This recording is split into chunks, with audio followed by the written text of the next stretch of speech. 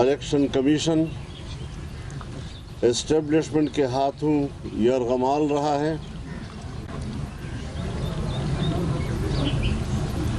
جمعیت Ulema Islam election commission کے اس بیان کو مسترد کرتی ہے جس میں انہوں نے الیکشن کو شفاف قرار دیا ہے. اور پھر جناب انہی اپوزیشن کے بینچز پر فضل الرحمان صاحب بھی ساتھ ہوں گے اور ان کو لیڈ کر رہا ہوگا شریف افضل مروت.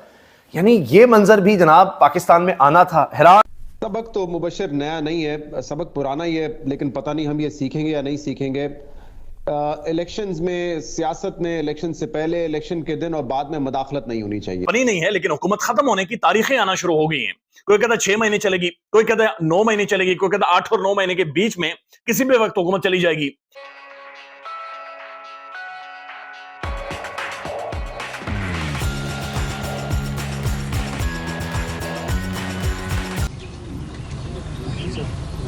جمعیت علماء اسلام کی نظر میں پارلیمنٹ اپنی اہمیت کھو بیٹھا ہے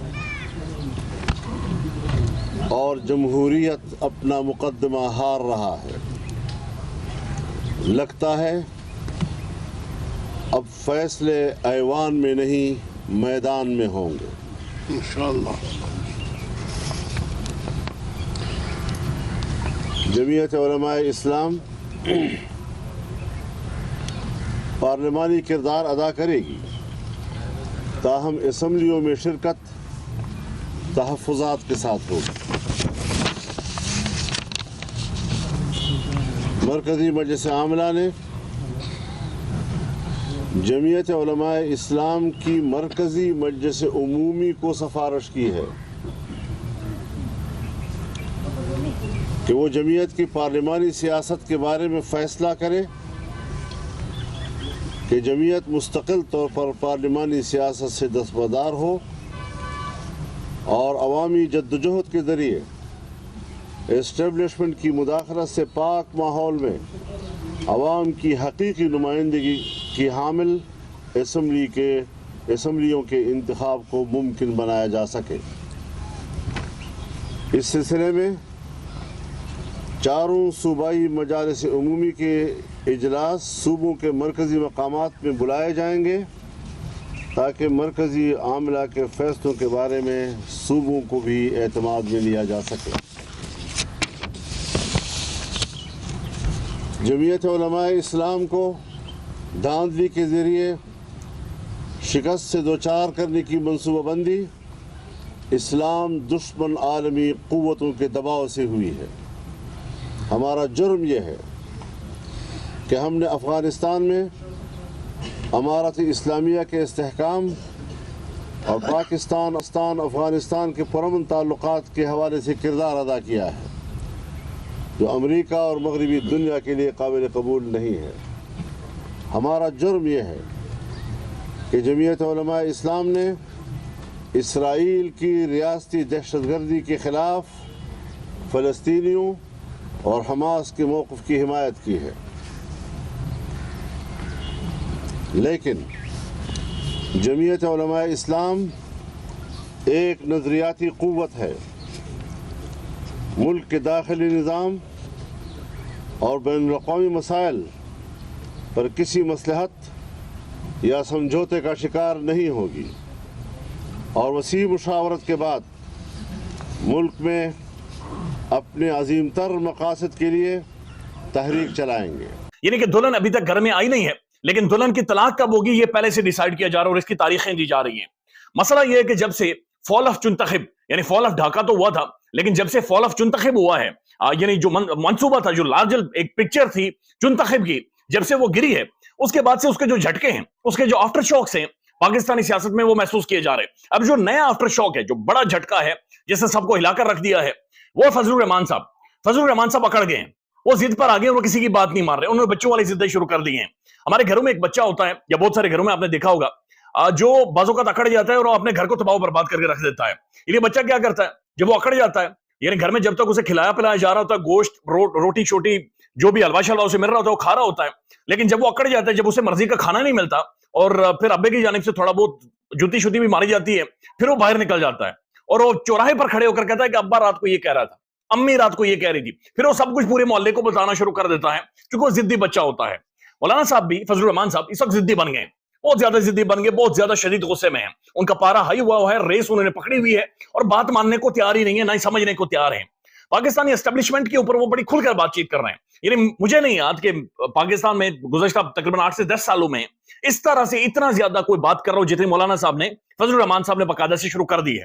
دلچسپ بات یہ ہے کہ وہ جو اسٹیبلشمنٹ کے حوالے سے بات چیت کرتے ہیں باقاعدہ سے ٹیلی ویژن کے اوپر لائیو براہ راست دکھائی بھی جا رہی ہے.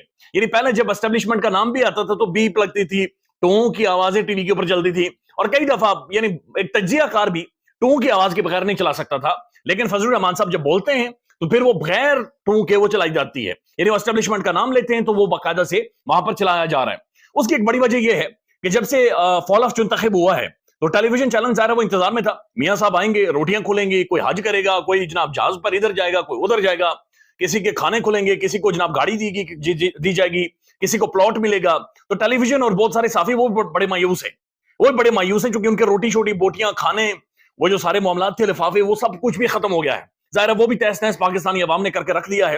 اور اس دفعہ جو ہاتھ کیا ہے کسی نے نہیں کیا, یہ صرف پاکستانی عوام نے ہاتھ کیا ہے, صرف پاکستانی عوام نے ہاتھ کیا ہے. اور یہ اگر فری اینڈ فیئر ساری چیزیں ہو جاتی تو یقین مانے پاکستانی عوام نے جھاڑو پھیر دیا تھا. پہلی دفعہ ایسا ہوا تھا, انہوں نے اسٹریٹ کلاڑی چلا دی تھی اور بالکل ملیا میٹ بڑے بڑے برجوں کو کر کے رکھ دیا تھا. یہ ویسے ہی مولانا صاحب اداروں کو, اسٹیبلشمنٹ کو بلیم کر رہے ہیں, حالانکہ کسی نے نہیں کیا, یہ صرف اور صرف پاکستانی عوام نے ہاتھ کیا ہے. میرے خیال سے یہ لیسن ہم جتنا جلدی لرن کر لیں گے, سب کا فائدہ ہے, ملک کا فائدہ ہے, قوم کا فائدہ ہے. اور اس میں خالی 2024 کے نہیں, اس سے پہلے والے انتخابات بھی موجود ہیں. اور سیاسی جماعتوں کو یہ چاہیے کہ مداخلت کرنے والوں کے ساتھ نہ ملیں, وہ چوائس بننے کے چکر میں نہ پڑیں کہ ہم فرسٹ چوائس بن جائیں اور اقتدار میں آ جائیں.